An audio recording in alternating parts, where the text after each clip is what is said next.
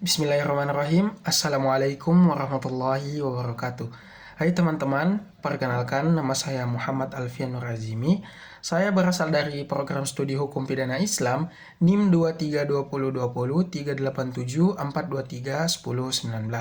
Sekarang saya menempuh pendidikan di Institut Agama Islam Negeri Kota Parepare dan sekarang sudah semester 5. Pada kali ini, saya diberikan tugas oleh dosen saya, yaitu Ibu Rasdiana, SHMH, untuk menjelaskan sedikit terkait menganalisis tindak pidana perdagangan orang atau biasa disebut sebagai TPPO dan juga dasar hukumnya. Maka dari itu, kita masuk ke videonya. Nah, langsung saja kita masuk ke poin pertama, yaitu pengertian tindak pidana perdagangan orang. Jadi, tindak pidana perdagangan orang atau biasa disebut sebagai TPPO adalah salah satu bentuk kejahatan kemanusiaan yang melanggar hak asasi manusia. Secara umum, perdagangan orang diartikan sebagai tindakan merekrut, mengangkut, menampung, mengirim, memindahkan, atau menerima seseorang dengan ancaman kekerasan, penggunaan kekerasan, penculikan, penipuan, penyalahgunaan kekuasaan, atau posisi rentan untuk tujuan eksploitasi. Nah, bentuk eksploitasi dapat berupa kerja paksa, perbudakan, pelacuran, pornografi, pengambilan organ tubuh, atau bentuk eksploitasi lainnya. Dalam konteks di Indonesia, kejahatan ini seringkali menyasar ke perempuan dan anak-anak yang dijanjikan pekerjaan di luar negeri atau di kota besar. Namun, pada akhirnya dieksploitasi secara fisik maupun seksual.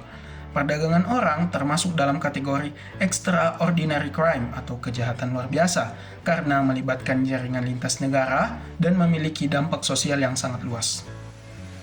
Nah, selanjutnya kita ke poin kedua, yaitu bentuk dan modus perdagangan orang.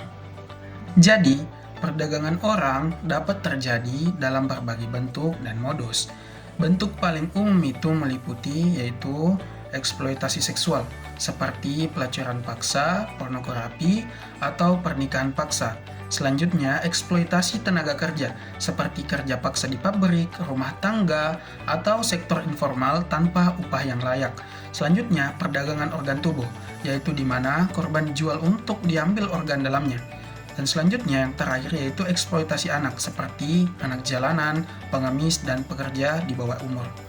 Modus yang digunakan oleh pelaku biasanya berupa janji pekerjaan, pendidikan, atau kehidupan yang lebih baik, disertai pemalsuan dokumen atau penahanan identitas korban agar tidak dapat melarikan diri.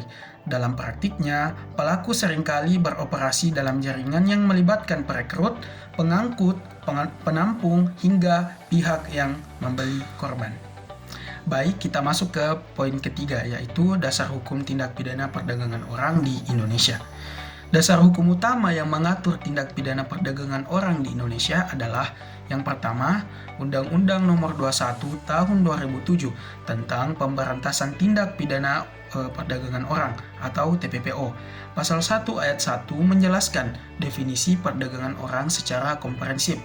Pasal 2 ayat 1 menetapkan bahwa setiap orang yang melakukan perekrutan, pengangkutan, penampungan, pengiriman, atau pemindahan atau penerimaan seseorang dengan cara-cara kekerasan, penipuan, atau penyalahgunaan tujuan eksploitasi untuk tujuan eksploitasi dipidana penjara paling singkat 3 tahun dan paling lama 15 tahun serta denda paling sedikit 120 juta dan paling banyak 600 juta rupiah. Yang kedua adalah Kitab Undang-Undang Hukum Pidana atau KUHP. Meskipun tidak secara eksplisit menyebut perdagangan orang, beberapa pasal seperti pasal 297 KUHP melarang perdagangan perempuan dan anak di bawah umur untuk tujuan pelacuran. Yang ketiga, Undang-Undang Nomor 39 Tahun 1999 tentang Hak Asasi Manusia yang menjamin perlindungan hak asasi manusia setiap warga negara dari segala bentuk perbudakan dan eksploitasi manusia. Yang keempat adalah Protokol Palermo atau Protocol to Prevent, Suppress, and Punish Trafficking in Person yang telah diratifikasi oleh Indonesia melalui Undang-Undang Nomor 14 Tahun 2009 dan menjadi dasar kerjasama internasional dalam pemberantasan tindak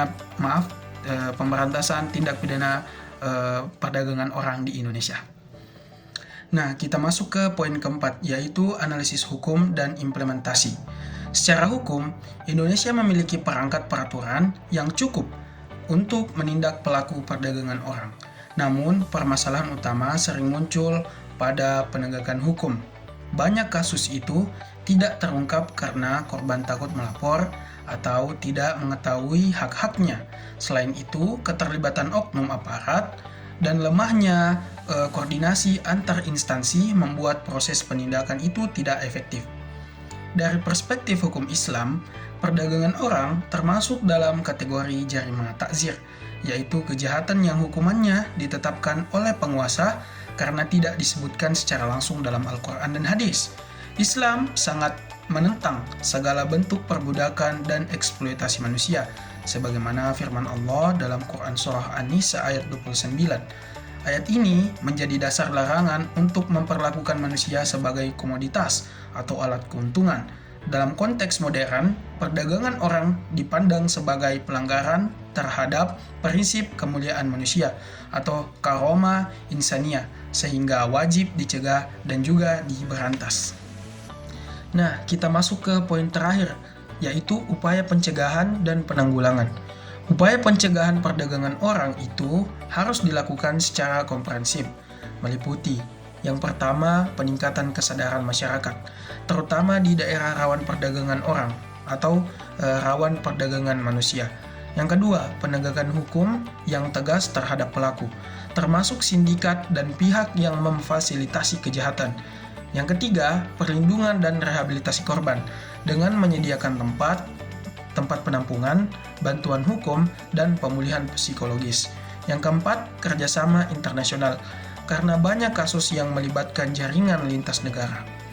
Pemerintah Indonesia juga membentuk gugus tugas pencegahan dan penanganan TPPO di tingkat pusat dan daerah yang bertugas mengkoordinasi langkah-langkah penanggulangan kasus ini. Perdagangan orang bukan sekedar pelanggaran hukum, tetapi luka kemanusiaan yang harus kita sembuhkan bersama. Semoga melalui analisis ini, kita semua semakin sadar akan pentingnya hukum dan kemanusiaan berjalan, seiring untuk melindungi yang lemah dan menegakkan keadilan. Terima kasih telah menyaksikan, semoga bermanfaat. Saya Muhammad Alfianur Azimi, pamit undur diri. Sekian, wassalamualaikum warahmatullahi wabarakatuh.